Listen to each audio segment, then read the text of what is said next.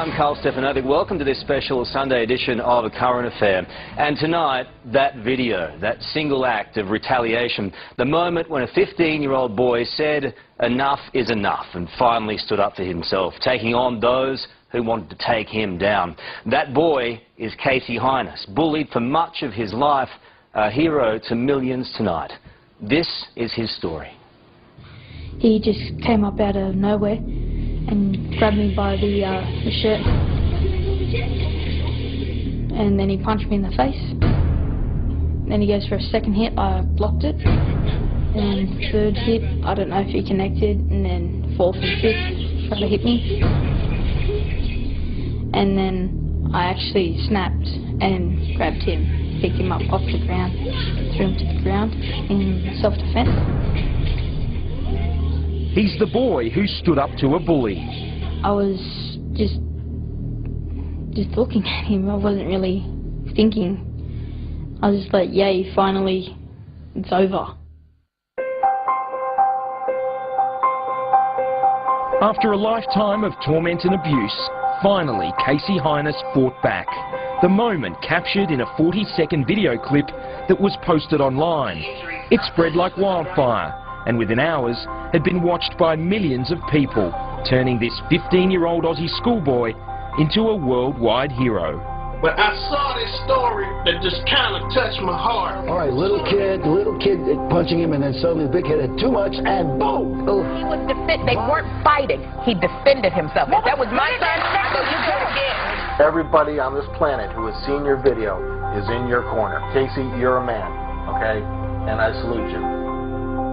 Why do you think that so many people have reacted the way that they have to what you did?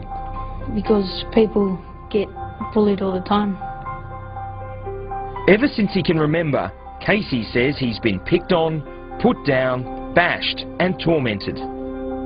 How long has this been going on? In primary school, year 2 all the way up to year 6. And once I hit high school, one person started it. I had about 8 friends. My 8 friends ditched me that first year, and then the teasing started from there. When you say teasing, what do you mean? Like calling me like fatty and all of that, and slapping me across the back of their head, like tripping me, throwing water bombs at me. How often would this stuff go on? Practically every day. How did you feel when those 8 friends that you had deserted you? Lonely. I was all alone. That's how the easy target came along. You had no one to back you up? Nope. Nobody. I didn't realise how much trouble he was actually in until I'd seen that video. You know, and he said, well, that goes on every day, Dad.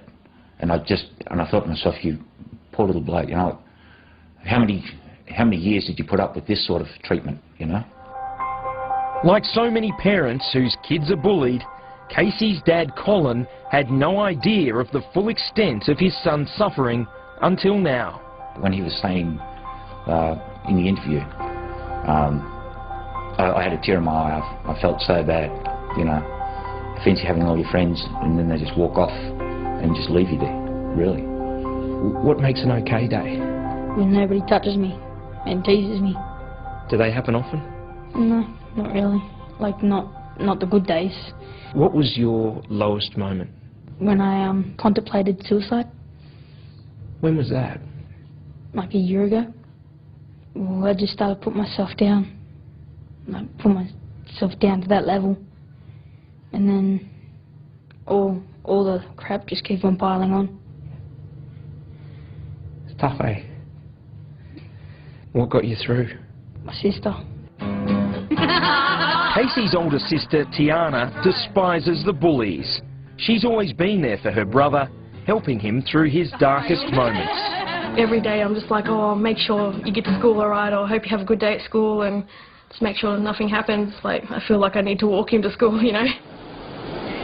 What's the worst thing that's happened to you at school? I've been duct taped to a pole. Duct taped to a pole? Yeah. They put the duct tape over my eyes first and dropped me down and duct taped me to a pole. Why do you think they target you? Because I don't retaliate. You're an easy target. Pretty much. Last Monday was just another school day. As usual, Casey headed for class. As usual, the bullies were waiting for him. But this time, things would be different. Where did this all start with this boy? Well, like 2 weeks prior to that, he and others would come up to me and slap across the back of the head and tease me and all of that. What would they say to you? Like you're a fatty and like lose some weight. Casey was on his way to pick up a timetable when he was ambushed, punched in the face by 12-year-old Richard Gale. You laughing at ya?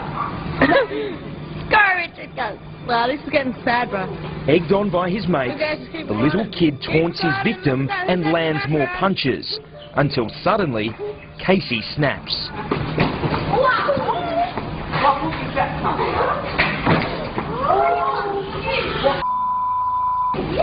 What do you think was going to happen that day? I thought the rest of them would be jumping in. That's why I picked him up and dropped him, because I was scared. I just wanted to defuse the situation. Have you ever reacted like that way No. to a bully before? No, Why? Why did you react this way this time? because everything just built up through 3 years, and so the anger that came out of it. You'd had enough? Yeah. Casey acknowledges that the smaller boy could have been seriously hurt. He was lucky to escape with just a grazed knee. In line with its zero-tolerance approach to fighting, the school immediately suspended both boys. Looking back on what you did, do you think you overreacted? No, Why not? because all I wanted it was just to stop. When did you first hear about what had happened? When Casey came back from school, then he showed me the video and I said, I know I should be doing this, but high five. How did you feel that he stood up and did what he did? Great. I felt good, Why? because it felt like, for me, that he defeated something that's been troubling him for years. What went through your mind the first time you watched that video? I was actually horrified at the ending. The beginning, it upset me because he was by himself. You know, I couldn't be there to help him. How do you feel about what Casey did that day? I don't condone violence. You know, and you know, it was a horrific sort of thing to see, like 2 boys in a schoolyard and it ending like that. You know, it's nothing to be proud of. But I'm glad that he stood up for himself. It's an underdog story, and you watch it and you're seeing a kid being punched and you think, oh, this is going to be awful. But then there's this twist, right? And it's a really clear narrative when the kid lays the smack down. And when he does, in that 3 seconds, he's enacting a revenge fantasy for any kid anywhere in the world that has ever been bullied. It wasn't long before this David and Goliath battle with a difference was posted online. Within hours, it had gone viral, striking a chord with people around the world. Media expert Mark Fennell of the ABC's Hungry Beast program says millions are cheering Casey on as a hero. Because you can't hear the dialogue, it crosses language barriers, and because you don't know where the school is, it crosses cultural barriers, and it works because it is just so simple. The clip has been remade in countless ways, from a Street Fighter video game to this South Korean animation, complete with Casey the Punisher turning into the Incredible Hulk. It's gone way beyond just the video filmed in Western Sydney. It's now become kind of a phenomenon and a culture unto itself, where people have taken it and are so inspired or, you know, kind of thrilled by what this kid has done, that they've actually gone and created new things inspired by it, and it's taken on a life entirely of its own. The numbers are truly staggering. At least 4 Facebook pages with more than 200,000 fans. An online poll by showbiz website TMZ with more than 150,000 votes. There are literally dozens of YouTube videos with hundreds of thousands of views and comments, almost all of them backing Casey and his defiant stand against the bullies. How does it make you feel when you read some of those messages? Pretty good, Why? because I've never had so much support. You've got hundreds of thousands of people in your corner now. Yeah, That must be a pretty good feeling. yeah.